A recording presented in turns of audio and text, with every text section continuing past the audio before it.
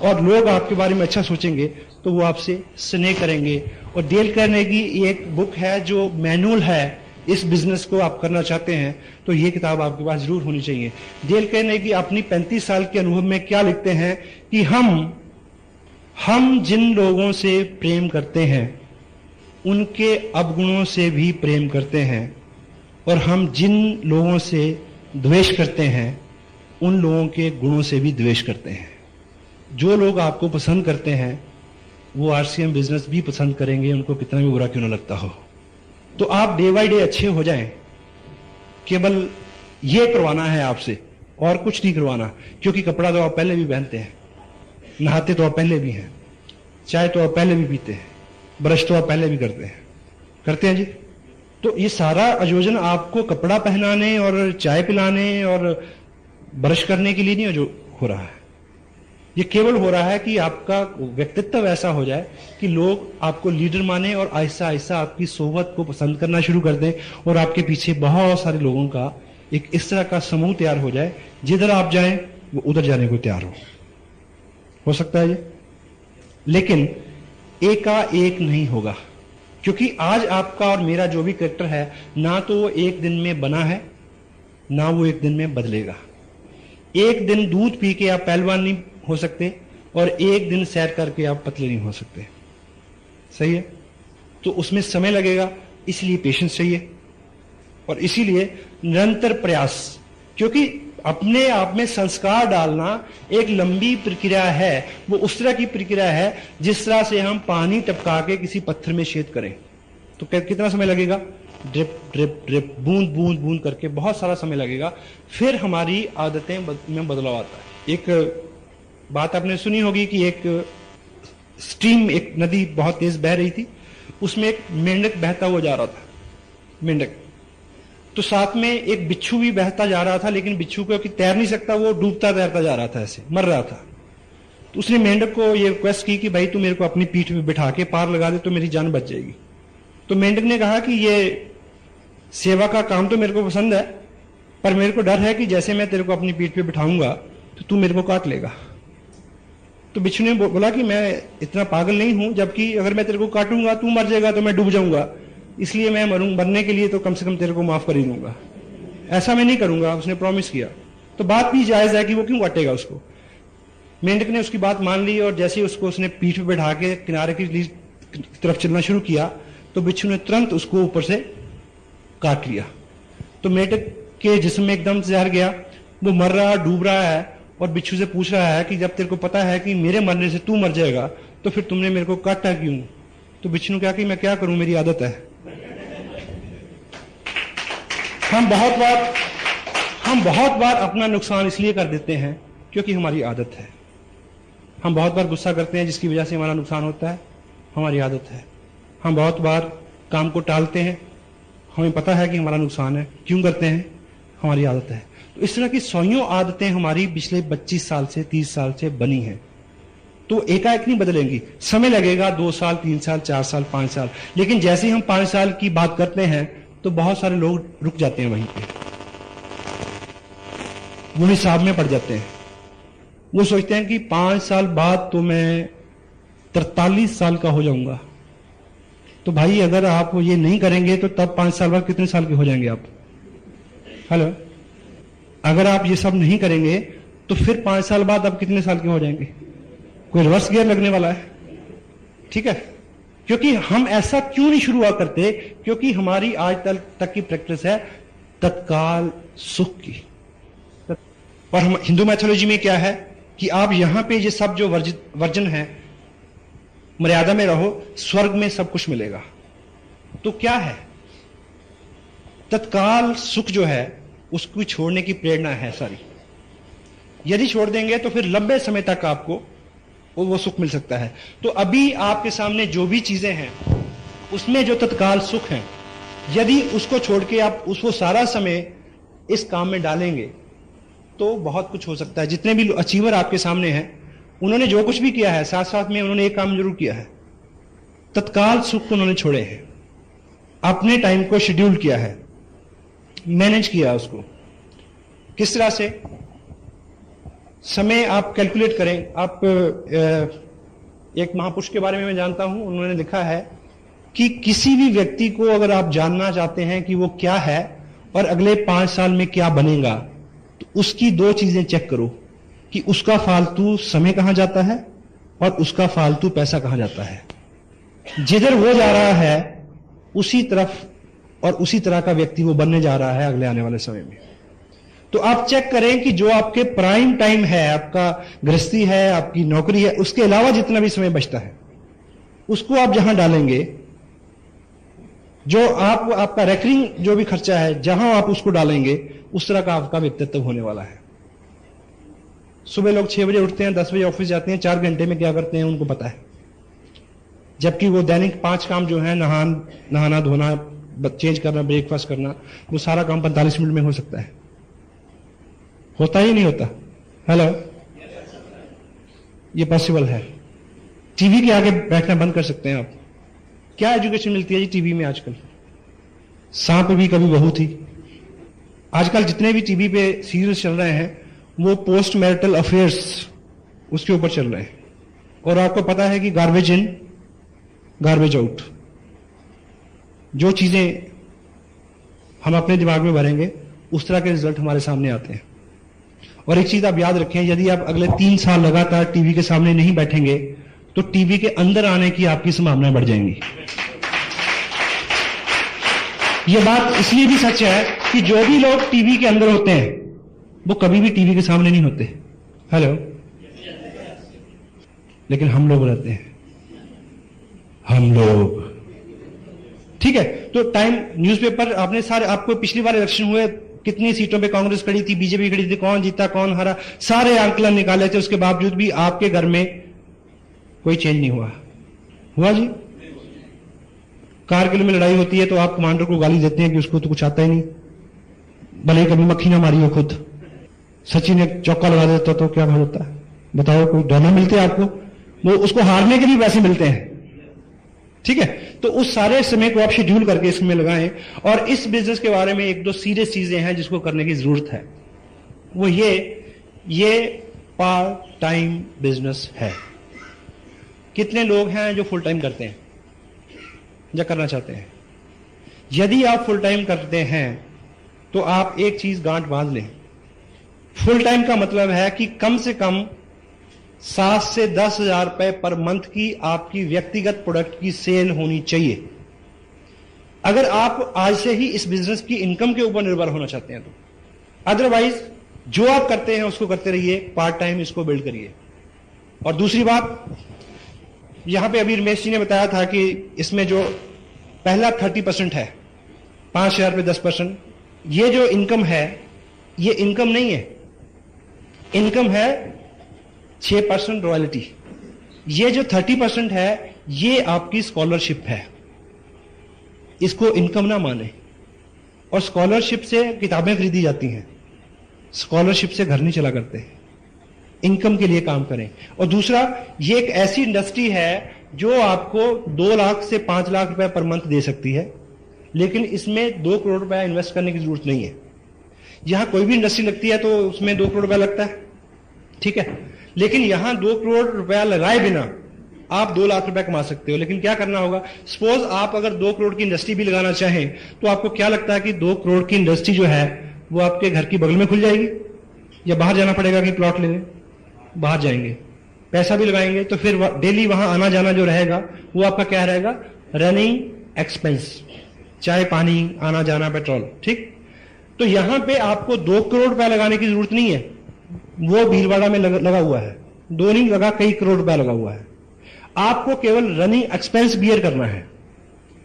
जहां पे टिकट लेना है ईमानदारी से, कोई टेप खरीदनी है, कोई किताब खरीदनी है, किसी मीटिंग में जाना है, उन चीजों को आप ऑनेस्टली इस तरह से बियर करें कि ये आपके फ्यूचर में इन्वेस्टमेंट हो रही है। इस बच्चे से आप तवक्को अगर करें कि ये 6 साल का हो गया, कुछ कमा के नहीं लाया, तो क्या जवाब मिलेगा आपको? हेलो, इस बिजनेस को उतना जवान होने दो कि आपको ये कुछ कमा के दे। पहले आपको इसको पालना है। सक्षम है? तो जिनके 2 बच्चे हैं वो मान लें कि अब तीसरा हो गया है, कोई दिक्कत नहीं, और उसकी आपको 21 साल सेवा करनी पड़ेगी, तब भी बहू उसको बहा के ले जाएगी। इसको आप 2 साल पाल लें, ये कई पीढ़ियां पाल देगा आपकी।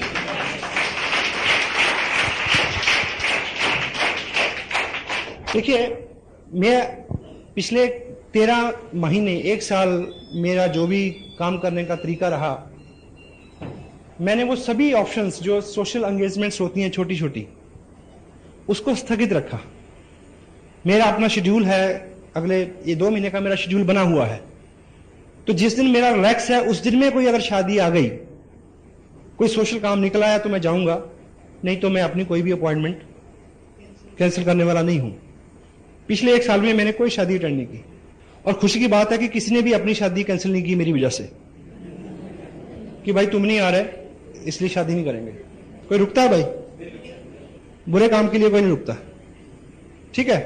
तो पूरे 1 साल में जो भी छोटी छोटी चीजें होती हैं, देखिए जब तक हम त्याग नहीं करेंगे तो कुछ बड़ी चीज हमें मिलने वाली नहीं है, मानते हैं आप?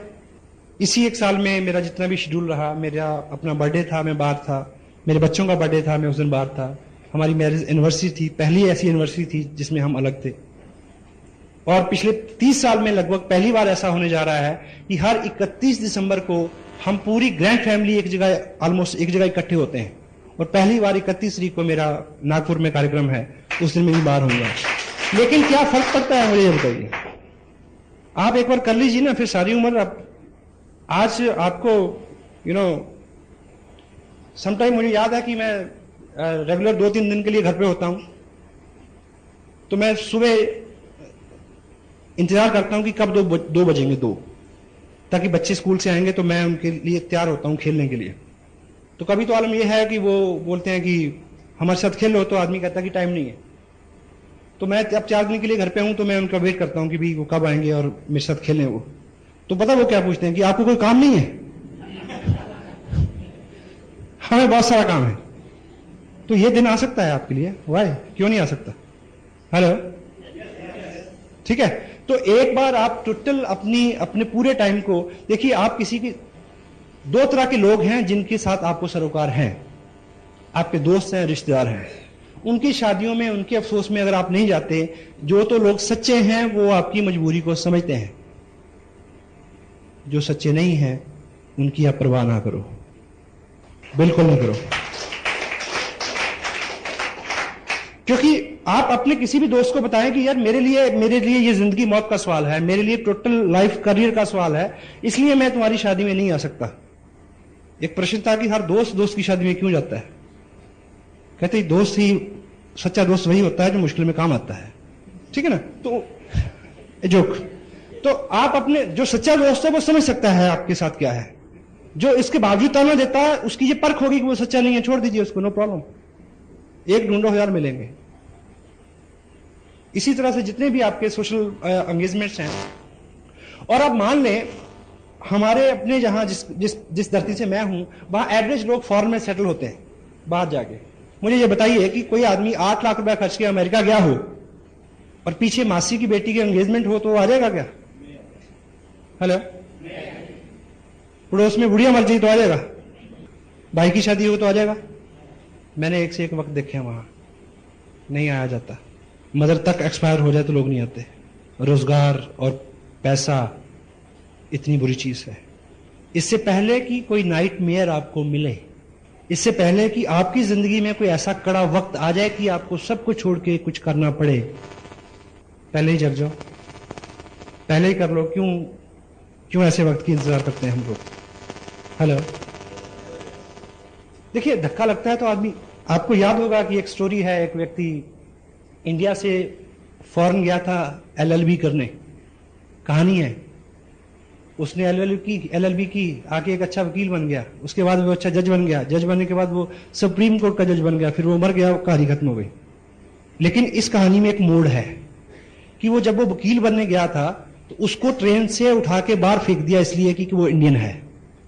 फिर वो आके वकील नहीं बना, राष्ट्रपिता बना। अगर वो धक्का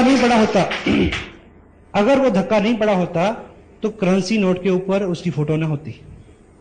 हेलो, तो हम उस धक्के का इंतजार क्यों करें? पहले ही जग जाएं।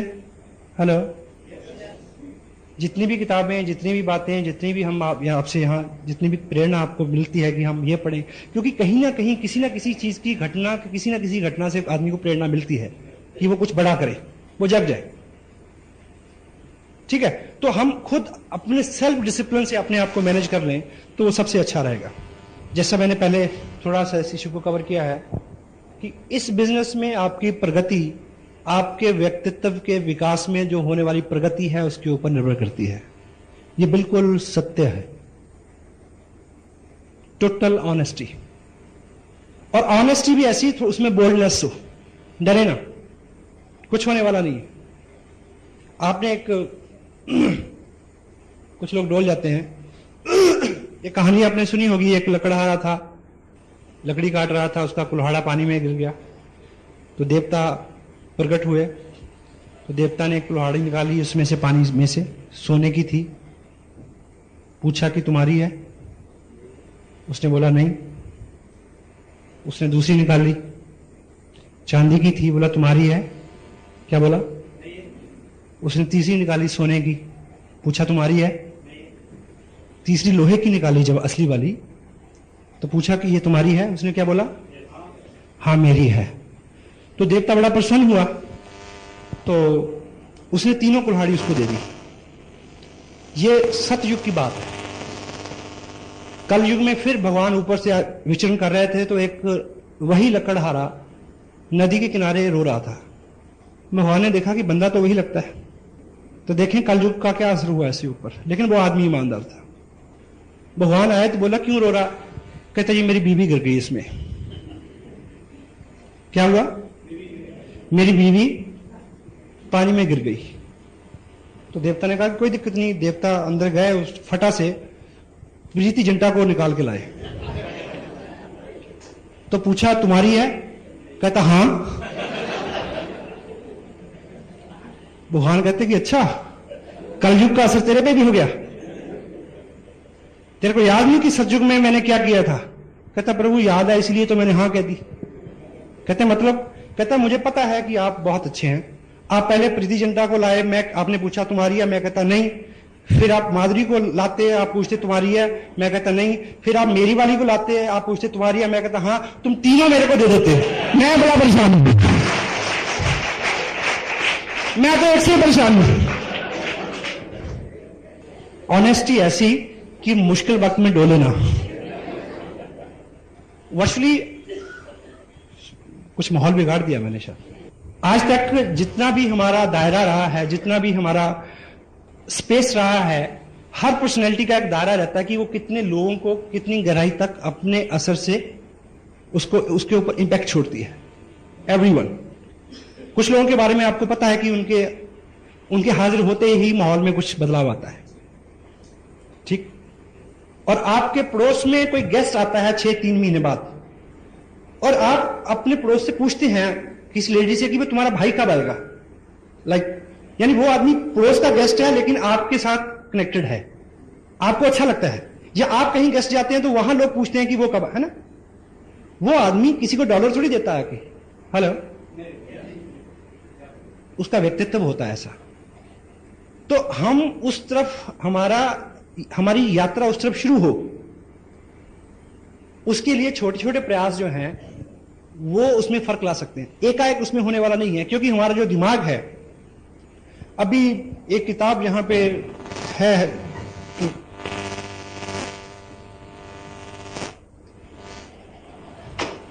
दुनिया का सबसे महान चमत्कार। ये किताब आप जरूर लें, अभी 1-2 कॉपीज हैं, रमेश जी आपको प्रोवाइड करा देंगे। ये हमारे दिमाग की रीप्रोग्रामिंग के लिए है, क्योंकि every habit is a learned behaviour and every learned behaviour could be unlearned with practice. वो अनलर्न किया जा सकता है लेकिन समय लगता है। ये उसका पूरा मैनुअल है और दुनिया की बेस्ट सेलर है, हिंदी में अवेलेबल है, इंग्लिश में ओरिजिनल कॉपी का इसका रेट है करीब $3.5। कई 100 में मिलेगी, लेकिन अभी $70 इसका मेरे ख्याल रेट है। तो इसमें टोटलिटी में जो, क्योंकि अपना जो दिमाग, ह्यूमन ब्रेन जो है, वो केवल इनपुट के लिए है। जो भी विचार, जो भी घटना, जो भी संवाद और संदेश उसमें आता है वो उसी में रहता है, बाहर नहीं निकलता। और उसी से हमारा डर, वहम, हमारे व्यक्तित्व का, हमारी आत्माओं का निर्माण होता है। तो आप एक एग्जाम्पल से ऐसे समझें कि मान लीजिए ये ह्यूमन ब्रेन है और दूसरी तरफ से आप ये मानिए कि ये एक बकेट है, दूध की बाल्टी है, और इस दूध की बाल्टी में अगर 2 बूंद जो है वो इंक, 2 बूंद ब्लू इंक की डाल दी जाए तो क्या होगा? ये पूरा दूध नीला हो जाएगा, तो ये पीने लायक नहीं रहेगा, ठीक। और इसको एकाएक वो 2 बूंद इंक इसमें से निकालने का अभी तक कोई भी तरीका आजाद नहीं हुआ है, लेकिन हमारा पर्पस इसको पीने लायक बनाना है। तो हम क्या कर सकते हैं कि यदि इस एक बकेट के अंदर 2-3 बकेट और फ्रेश दूध की डाल दी जाए तो ये सारा दूध पीने लायक हो जाएगा। सही है गलत? तो हमारे दिमाग में जो भी पहली इंफॉर्मेशन है जिसकी वजह से हम अपने आप काम करते हैं, अपने आप रिएक्ट करते हैं, अपने आप गुस्सा करते हैं, अपने आप झूठ बोलते हैं, उसको किसी भी सर्जरी से अलग नहीं किया जा सकता, कि सिवाय एक के कि उसमें बूंद बूंद करके बहुत सारी इंफॉर्मेशन डालनी पड़ेगी ताकि वो इतना डिल्यूट हो जाए कि ये असर नजर आए, उसमें पुराना खत्म हो जाए। ठीक है। लेकिन जब भी पढ़ने की बात आती है तो मन, क्योंकि वो उसके साथ पहली ट्रेनिंग है ना, वो अंदर से पता क्या बोलता है? हम तो तब नहीं पढ़े। हेलो, हम तो तब नहीं पढ़े जब बांध के पढ़ाया था, तो अब हम पढ़ेंगे। लेकिन एक चीज याद रखें, तब हमें अकल नहीं थी,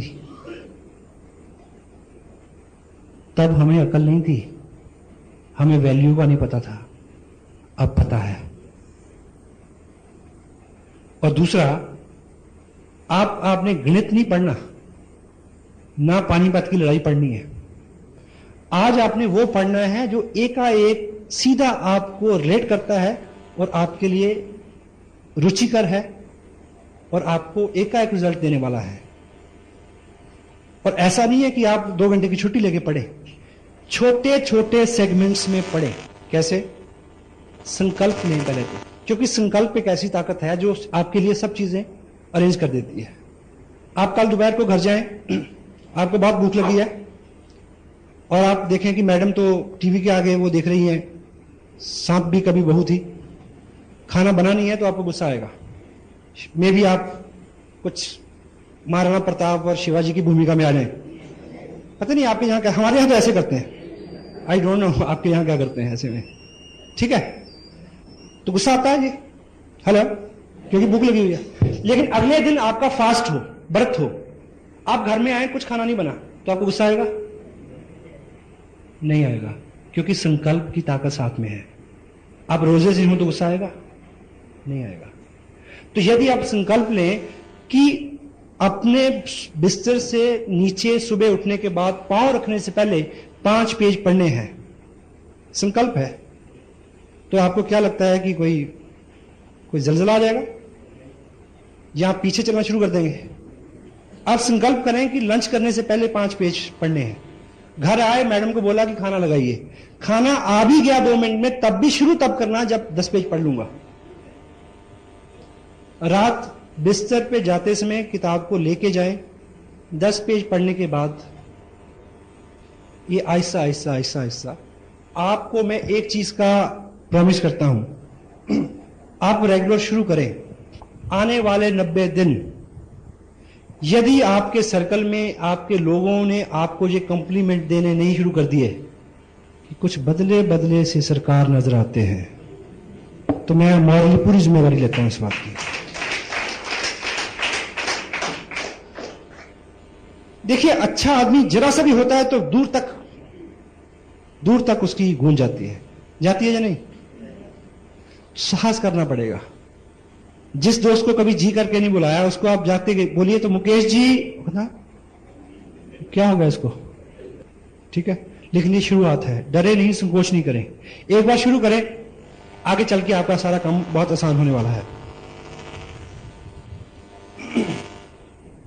कुछ लोग ऐसे हैं जो बहुत दौड़ धूप कर रहे हैं लेकिन बहुत अच्छे रिजल्ट उनके सामने नहीं है। यदि हैं तो एक चीज याद रखें, ये काम अकेले मत करें। आपको हेल्प की जरूरत है और हेल्प बिल्कुल फ्री मिलती है यहां पे। हेलो। अपनी पूरी क्षमता का जोर ना लगाएं। अगर आपने एक ट्रक को ऊपर उठाना है तो आपकी ताकत से नहीं उठेगा, जैक से उठेगा। तो इस तरह की मीटिंग, कुछ टिप्स, कुछ बुक्स, कुछ अपने आप के लिए अपनी अप्रोच को बदलें थोड़ा। चेक। एक आदमी बड़ी एक्साइटमेंट में बिजनेस साइन करता है, 4 लोगों के साथ बात करता है, मना मिलती है उसको, तो दोबारा कभी नजर नहीं होता, 5 तत्व में विलीन हो जाता है।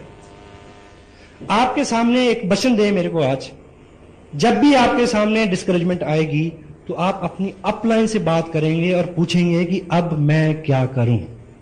यस? क्योंकि हर समस्या का समाधान है। डिस्करेज होके गायब ना हो जाए। अपनी अप्रोच को जितनी बार आप असफल होंगे उतनी बार आप बड़ी कामयाबी के निकट पहुंच रहे हैं। इस बात का स्मरण रखें आप। सहमत है? ठीक है। तो आप जैसे पढ़ते रहेंगे आपकी अप्रोच में ऐसा ऐसा ऐसा अंतर आता रहेगा। एक इंटरनेशनल प्रॉब्लम पे मैं आपसे बात करना चाहता हूं, वो है सेकेंड लेग सिंड्रोम। एक लेग नहीं चल रही। कितने लोगों के साथ ये प्रॉब्लम है? या एक टांग छोटी है जी, सब ठीक है? हेलो, है किसी के साथ? कोई आदमी कहे कि मैं शादीशुदा हूं, और आपने वो जोक सुना, एक आदमी ने पूछा कि तेरी शादी हो गई, कहता नहीं मैं वैसे ही दुखी हूं। कोई आदमी कहे कि यार मैं शादी से परेशान हूं, तो आप उसको क्या हौसला दें? यार सब परेशान है, चिंता ना कर। क्या जी? अगर आपको सूचना मिले कि रात को आकाश से कोई ऐसी चीज गिरने वाली है जो आपकी छत पे गिरेगी, तो आपकी नींद हराम हो जाएगी। अगर समाचार ये हो कि पूरी दुनिया डूब जाएगी, तो आप कहेंगे जहां सब डूबे जहां हम डूबे, कोई चिंता नहीं है। होता है? तो मैं आपको एक अच्छी खबर देने वाला हूं। यदि आपकी सेकंड लेग में काम कम है या अभी नहीं है, तो ये इंटरनेशनल प्रॉब्लम है, चिंता ना करें। ये सबके साथ है, ठीक है? और होता क्या है, ये क्यों होता है? ये 2 कारणों से होता है। कुछ लोग, क्योंकि हम आपकी ऑर्गेनाइजेशन में भी 2 तरह के लोग होंगे। कुछ लोग तो बहुत कमिटेड, बहुत मेहनत, ठीक ठीक काम कर रहे हैं, उनके साथ भी समस्या रहेगी। और कुछ लोग सिर्फ उन्होंने क्या किया कि पर्चा भरा, एक आदमी को स्पॉन्सर कर दिया, जहां उनकी अपलाइन में ने किसी आदमी को उनके नीचे स्पॉन्सर कर दिया। उनकी एक लेग बहुत बड़ी है, दूसरी में कुछ भी नहीं। जो आदमी ये शिकायत करता है कि मेरी दूसरी चलती नहीं है, तो बड़े ख्याल रखे कि उसकी एक भी नहीं चलती, उसकी एक भी किसी और कारण से चल रही है, उसने खुद नहीं चलाई। जिसने एक चला ली वो दूसरी चला लेगा।